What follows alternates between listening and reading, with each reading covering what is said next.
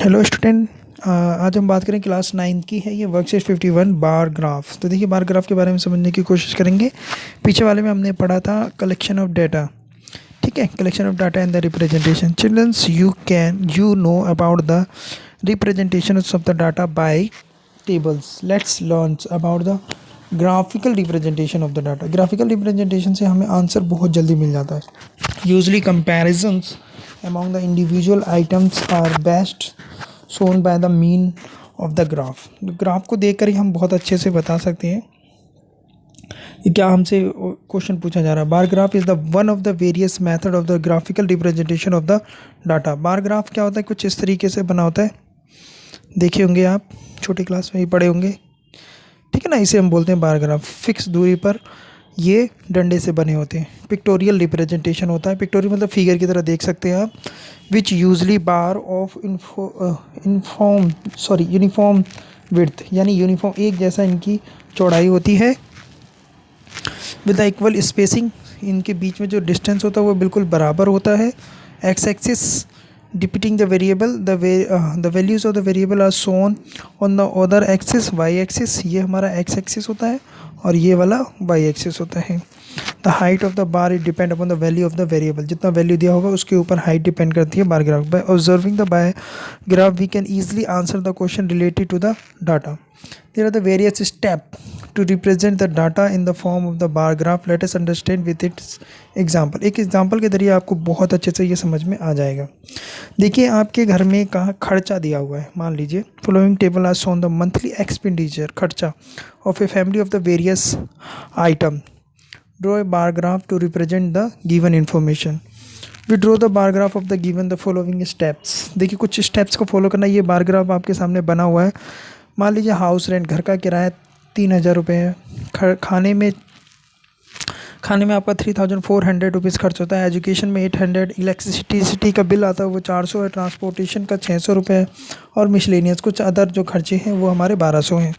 तो draw the two perpendicular line, vertical lines and the horizontal line. This is the vertical and this is the horizontal. माफ़ कीजिएगा, उल्टा बोल दिया। ये हमारी जो एक्स एक्सिस होती है ये हॉरिजॉन्टल होती है और ये वाई एक्सिस वाली हमारी वर्टिकल होती है। ठीक है, horizontal horizontal horizontal and now this is the vertical line. Along the horizontal line marks item and along the vertical line corresponding expenditure. यहाँ पे दे रखा है कि आप हॉरिजॉन्टल लाइन पे आइटमों का नाम लिख लीजिए कि क्या क्या चीज़ें खर्च हो रही हैं और कितनी खर्च हो रही हैं, वो उसको हमने वर्टिकल लाइन में ले लिया। Mark the bar graph of the same width keeping the uniform. ठीक है, उसके बाद हम देख लेंगे कि जैसे घर का जो रेंट है वो कितना है, 3000। एक यूनिट का जो लेंथ है, बायोग्राफ में आप देखेंगे छोटी छोटी सी लाइनें होती हैं। तो जो एक यूनिट का, जो बड़ी वाली 5 लाइनों को मिलकर बनी होती है, तो वो एक यूनिट का कितना है, 200 है। ठीक है, तो हाउस रेंट के लिए कितना आ जाएगा, 15 यूनिट। तो 15 यूनिट यहाँ से आप गिन लेंगे। ठीक है, तो 15 यूनिट के बाद आप लगा देंगे। फूड के लिए 17 यूनिट हो गया। वैसे एजुकेशन के लिए 4 यूनिट हो गया। इलेक्ट्रिसिटी के लिए 2, ट्रांसपोर्टेशन के लिए 3 यूनिट और मिसलेनियस के लिए 6 यूनिट, यानी 6 यूनिट इधर आ गया। गिनेंगे आप 1 2। ठीक है, छोटी छोटी यूनिट जो होती है उसको देख के गिनेंगे तो आपके पास 6 यूनिट ऐसे निकल के आ जाएगा।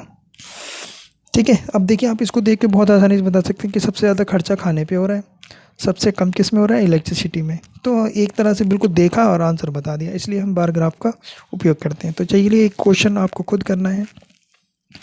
इसमें आपका दे रखा है कि given below are the seat won by the different political parties, यानी जो इलेक्शन होता है उसमें कितनी कितनी सीटों से वो जीते। तो इसके लिए भी आप बार ग्राफ बनाएंगे कुछ इस तरीके से। ठीक है, जिसमें आपका यहाँ हो जाएगा A B C D E और F। तो एक यूनिट को आप मान लीजिए 10 मान लेते हैं। एक यूनिट जो छोटे छोटे से होते हैं ना, बार ग्राफ में देखेंगे तो वो 10 हो गए। ठीक है, ये 20, इस तरीके से 30 40 50 60 70 9 80। आप अच्छे से बनाइएगा स्केल का उपयोग करके। तो ए के लिए कितना है, 75। तो 70 और इसके बीच में आधा आ जाएगा। बी के लिए कितना है, 55। तो 50 से ऊपर 60 से नीचे बिल्कुल बराबर होना चाहिए। इनकी जो विड्थ है वो बिल्कुल बराबर होनी चाहिए। मैं हाथ से बना रहा हूँ तो थोड़ी बहुत गलतियाँ हो सकती हैं। ये 37, 35 से थोड़ा सा ऊपर, फिर उसके बाद 29, 30 से 1 पॉइंट नीचे, ई का 10 और एफ का आपका 37। ठीक है, इस तरीके से आप बार ग्राफ बना देंगे। इधर लिख देंगे पॉलिटिकल पार्टी, ठीक है, पॉलिटिकल पार्टी और seat won, seat, number of seat लिख सकते हो। ठीक है, इस तरीके से आपका बार ग्राफ बन गया। अब आपसे पूछ लिया जाए कि सबसे ज़्यादा कौन है, तो ए वाले ने जीता। सबसे कम किसका है, ई वाले का है। इस तरीके से बार ग्राफ को देखकर आप कुछ भी बता सकते हैं, जो भी आपसे क्वेश्चन पूछा जाए। अगला देखिए, following table shown the number of the bicycle manufacture by the factory, factory द्वारा बनाया जा रहा है।